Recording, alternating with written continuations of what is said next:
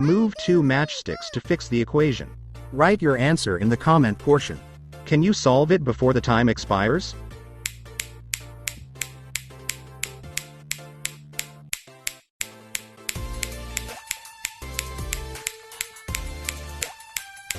Move 2 matchsticks to fix the equation. Write your answer in the comment portion. Can you solve it before the time expires?